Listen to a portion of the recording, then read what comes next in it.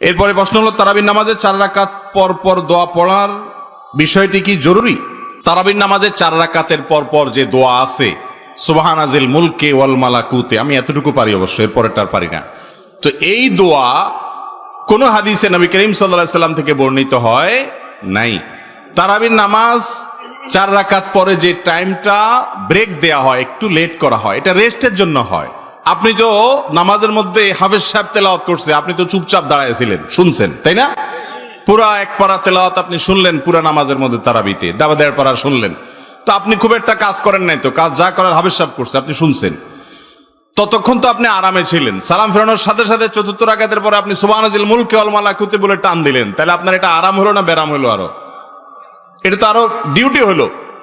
তো এই ডিউটি আসলে কোরআন হাদিস দ্বারা বর্ণিত নয়। আমাদের দেশে অনেক মানুষ এখনো তারাবির নামাজ পড়তে বললে বলে, হুজুর এখনো দোয়া মুখস্থ হয় নাই। আছে না এই কপাল পোড়া, দোয়া মুখস্থ হয় না। কিসের দোয়া রে ভাই? 4 রাকাতের পর কোনো দোয়াই নাই হাদিসে। আপনি দোয়া মুখস্থ হয় না দেখে নামাজ পড়ছেন।